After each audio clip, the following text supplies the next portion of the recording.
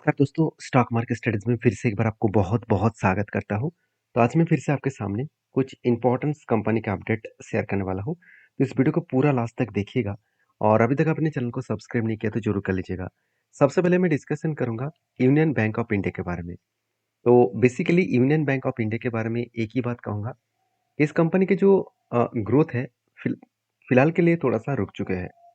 अभी ऐसी बात मैं क्यों बता रहा हूँ? अगर आप चार्ट को देखेंगे, तो कंपनी जिस तरीके से ब्रेकआउट किया था, जिस तरीके से ब्रेकआउट को यहाँ पे स्ट्रांगली कन्फर्म भी किया था, उसके बाद देखिए कंपनी कंटिन्यूअसली गिरते चले जा रहे हैं। तो लोगों के मन में एक डाउट हो गया कि कंपनी बेकार हो चुके हैं, कंपनी कंटिन्यूअसली गिरते चले जा रहे हैं, एक बिग फॉल हो सकते हैं। देखिए अगर इस पॉइंट ऑफ व्यू से मैं बात करूँ कंपनी की जो जर्नी है वो कहाँ से शुरू हुआ था। 2018 से लेकर कंपनी इस तरीके से एक पैटर्न स्केट किया जिसका हम जो मुझे यू पैटर्न देखने को मिला। और उसके बाद यू के बाद क्या बना, यहाँ पे छोटा सा एक हैंडल पैटर्न बना और फाइनली इस जगह पे आप देख सकते हैं ब्रेकआउट हुआ और इसी लेवल के ऊपर ब्रेकआउट यहाँ पे कंफर्मेशन भी हो चुके थे और कंफर्मेशन होने के बाद रिटेस्ट भी किया और नीचे भी आ रहे थे। तो एक स्ट्रांगली इसका सपोर्ट लेवल था, जो लेवल निकल कर आ रहा था 132 के आसपास और उस लेवल को भी ब्रेक डाउन किया और भी कंटिन्यूअसली गिरते चले जा रहे हैं। अभी लोगों का कहना है कि कहाँ तक वो गिर सकते हैं। अभी देखिए, एक स्ट्रांगली जो इसका सपोर्ट लेवल है, वो लेवल में अगर मैं आपको मार्किंग करके दूँ, तो वो लेवल निकल के आ रहा है 96। देखिए, मुझे लगता है 96 एक स्ट्रांगली सपोर्ट लेवल हो सकता है। अभी क्यों इसको स्ट्रांगली सपोर्ट लेवल कहूँगा? पहले बात देखिए, कंपनी जब लगातार यहाँ से एक बाउंस बैक कर रहे थे, इसी लेवल को टच करने के बाद कंपनी के ऊपर एक बिग सेलिंग देखने को मिला। फिर से रिकवरी भी किए और फिर से रिकवरी करने के बाद यहाँ पे एक पैटर्न स्केट किया। कब? सॉरी, यहाँ पे क्या बना, एक कप बने, उसके बाद एक हैंडल पैटर्न बने और इसको ब्रेकआउट करने के बाद कंपनी बिग बाउंस किया। बिग बाउंस मतलब टारगेट को अचीव किया, क्योंकि इसका टोटल जो ड्यूरेशन था कप का, इसी कप के बेसिस में अगर बात करूँ तो अच्छा खासा एक टारगेट का अचीव किया। तो वो तो टारगेट अचीव जब हुआ था तब मैंने आपको वीडियो बना के शेयर किया था। अभी यही लेवल इसके सपोर्ट बनेगा, क्योंकि यहाँ पे स्ट्रांगली इस रेजिस्टेंस को ब्रेक करके ऊपर गया है, रिटेस्ट करके ऊपर गया है, तो एक स्ट्रांगली यहाँ पे एक सपोर्ट है।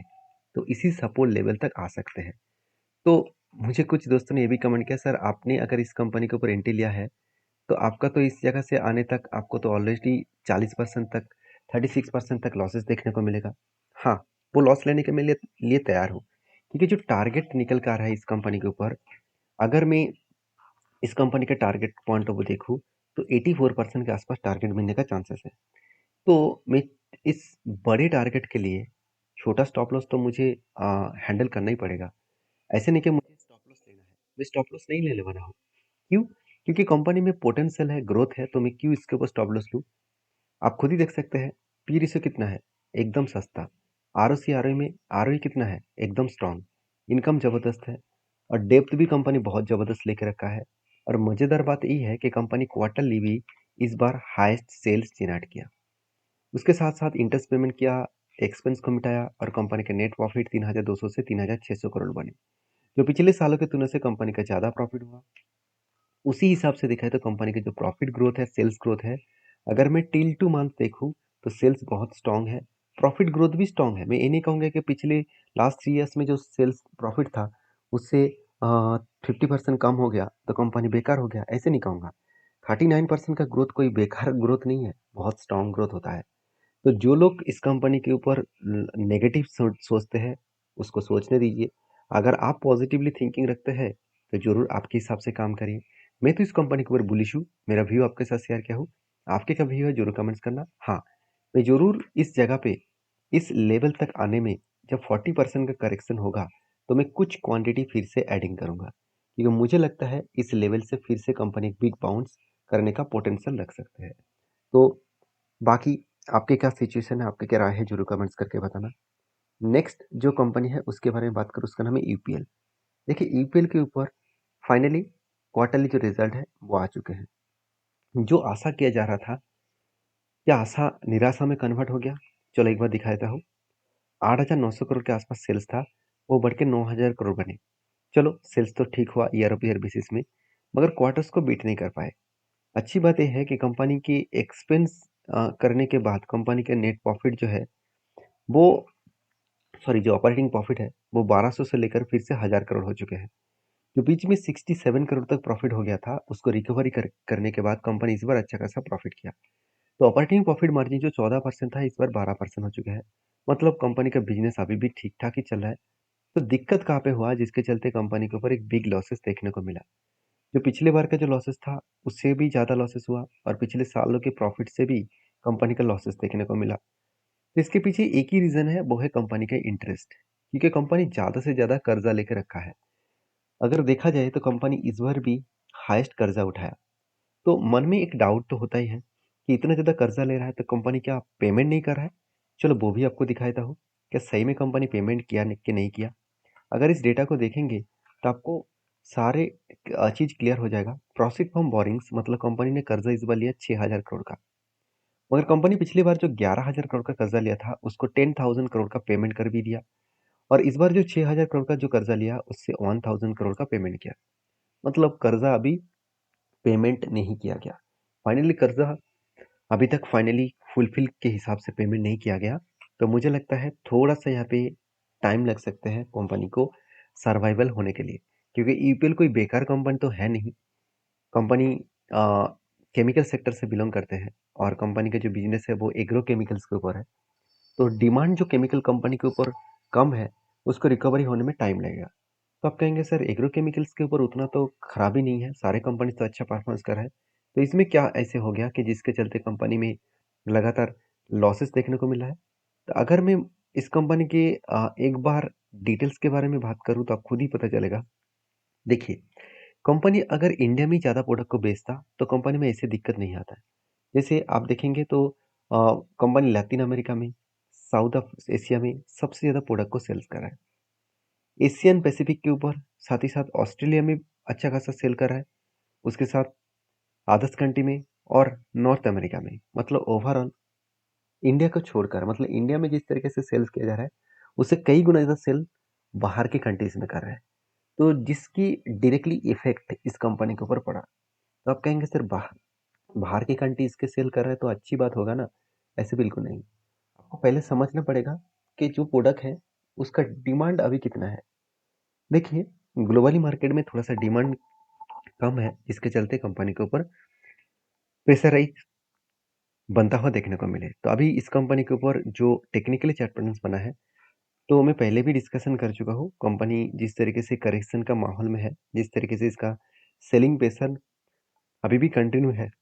जो लोग सोच रहे हैं कि कंपनी 200 डेज मूविंग एवरेज को ब्रेकआउट किया, तो कंपनी रीटेस्ट करके बाउंस बैक करेंगे, मगर अभी भी सेलर प्रेशर ज़्यादा है। तो मुझे लगता है सेलिंग प्रेशर और भी रहेगा और नीचे 415 के आसपास एक सपोर्ट है, इस लेवल तक आने का वो कोशिश करेंगे। बाकी आपके क्या ओपिनियन है, आपकी क्या राय है, ज़रूर मुझे कमेंट्स करके बताना। और इस कंपनी के ऊपर मेरा जो भी है, वो मैं आपके साथ शेयर किया हूँ। उस पॉइंट ऑफ व्यू से सारी चीज़ों को आप ज़रूर वॉच करना। नेक्स्ट जो कंपनी है उसके बारे में चर्चा करूँ, उसके नाम आप देख सकते हैं, ट्रेंट लिमिटेड। तो बेसिकली ट्रेंट लिमिटेड इंडिया की एक पॉपुलर कंपनी है, आप सभी जानते हैं। तो ट्रेंट जो है, इस ट्रेंड के बारे में बात करूँ तो कंपनीज़ के ऊपर जो डेट डेटा देखने को मिला, वो डेटा मुझे बहुत हाई वैल्यूएशन के हिसाब से देखने को मिला है। तो हाई वैल्यूएशन क्यों बता रहा हूँ, क्योंकि आप खुद ही देख सकते हैं। अगर डेटा के बारे में बात करूँ, आप देख सकते हैं वैल्यूएशन बहुत हाई है। बहुत हाई मतलब कंपनी की इंडस्ट्री पीरियड से 4 गुना के आसपास ज़्यादा है। कंपनी का मान लेता हूँ आरओसी आरओई ठीक है, क्योंकि कंपनी की इनकम अच्छा हो रहा है तो आरओसी आरओई तो ठीक रहेगा ही। कंपनी की अगर मैं क्वार्टर रिजल्ट के बारे में बात करूँ तो कंपनी इस बार ऑलमोस्ट डबल के आसपास सेल्स को इंक्रीज किया। एक्सपेंस को मिटाने के बाद कंपनी का प्रॉफिट भी डबल हो चुके हैं और यही कारण के वजह से कंपनी के ऊपर एक लगातार बाइंग सिचुएशन देखने को मिला है। तो कंपनी का जो प्रॉफिट ग्रोथ है, वो अगर देखा जाए तो कंपनी पिछले साल में 163 करोड़ का प्रॉफिट किए थे, इस बार करीबन 400 करोड़ के आसपास प्रॉफिट किया। ऑलमोस्ट ऑलमोस्ट देखा जाए तो दुगना से भी ज़्यादा है। अगर यहाँ पे देखा जाए तो कंपनी के जो इन्वेस्टर है, उस इन्वेस्टर के हिसाब से बात करूँ तो प्रोमोटर से लेकर एफएसडीएस पब्लिक के पास अच्छा खासा होल्ड इन्वेस्टमेंट आपको देखने को मिल चुके हैं। अभी इस कंपनी के ऊपर एक डेटा मैं और भी आपके साथ शेयर करूंगा, जो बहुत इंपॉर्टेंस है। कंपनी के ऊपर बिजनेस के बारे में बात करूँ तो कंपनी के जो रेवेन्यूज है, वो कहाँ से आ रहा है? अगर रेवेन्यूज देखा जाए तो पूरे के पूरा रिटेल सेल्स के ऊपर आ रहा है और ये टोटली इंडिया में ही बिजनेस कर रहा है। अगर इसके टोटल कैपेक्स के बारे में बात करूँ तो इस बार कंपनी कितना कैपेक्स को इंक्रीज किया, अगर वो देखेंगे तो कंपनी इस बार हाईएस्ट कैपेक्स को इंक्रीज़ किया, जो आज तक की सबसे हाईएस्ट कैपेक्स है। जो पिछले सालों में था 223 करोड़ और इस बार वो कैपेक्स बढ़ के हो चुके हैं करीबन 400 करोड़ के आसपास। तो ओवरऑल अच्छा खासा यहाँ पे कैपेक्स देखने को मिला, जो कैपेक्स कंपनी को अच्छा खासा ग्रोथ दे सकते हैं। तो इस बार कंपनी के देखिए ईयर ऑफ ईयर बेसिस में जो प्रॉफिट का ग्रोथ हुआ 126%। तो यही एक कारण है जिस कारण की वजह से लगातार वो शेयर भागते चले जा रहे हैं। अगर मैं इसकी चार्ट एक बार ओपन करके दिखा दूं, तो जब इस कंपनी के ऊपर एक रेंज क्रिएट हुआ था और उसके बाद ब्रेकआउट हुआ था, तब मैंने एक डिसीजन लिया था, उसका फुलफिल भी हो चुके हैं। तो मुझे कुछ दोस्तों ने ये भी कमेंट्स किया, क्या सर कोई फिर से कोई आप फ्रेश एंट्री लेने वाला है? ऐसे बिल्कुल नहीं, क्योंकि यहाँ पे एक रेंज क्रिएट होने जा रहा है, जो कंटिन्यूसली एक बाइंग का रेंज बना है। तो बाइंग के रेंज के हिसाब से ऑलमोस्ट 20% के ऊपर रेंज बना है। तो इस रेंज के बेसिस में जब भी इस नीचे लेवल को आकर टच करे, तब कुछ डिसीजन में जरूर लेने के लिए सोचूंगा, क्योंकि कुछ ना कुछ रिकवरी तो होना चाहिए। ऐसे नहीं कंपनी भागते चले जा रहे, उस भागते हुए ट्रेन के ऊपर चढ़ जाना है, ऐसे मैं काम करता नहीं हूँ। मैं हमेशा रिट्रेसमेंट के ऊपर, हमेशा कोई स्ट्रेटेजीज के ऊपर काम करता हूँ। तो दो डेटा आपको जरूर देखना चाहिए। पहले डेटा क्या है?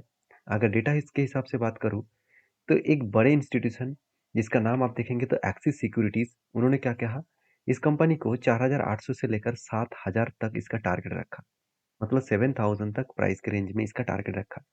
तो मुझे लगता है बहुत हाई लेवल में टारगेट रखा गया है। अभी जाएंगे कि नहीं जाएंगे वो अलग बात है। तो एक इंस्टीट्यूशन का टारगेट है। दूसरा एक बड़े वर्ल्ड के बड़े एक इंस्टीट्यूशन है जिसका नाम है जेफरीज।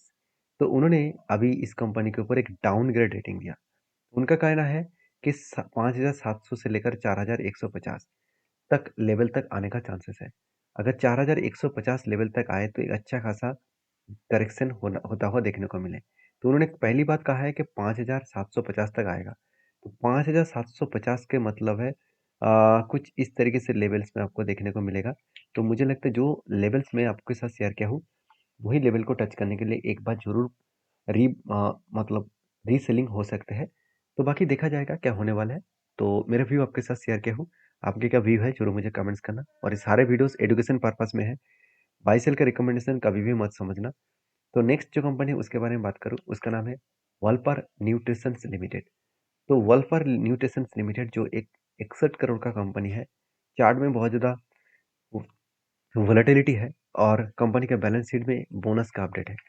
14 तारीख, मतलब पिछले दिनों में कंपनी एक के बदले एक बोनस दिया है। कितने सारे लोगों को बोनस मिला, जरूर मुझे कमेंट्स करके आप बता सकते हैं। मिलते हैं नेक्स्ट वीडियो में, तब तक के लिए धन्यवाद।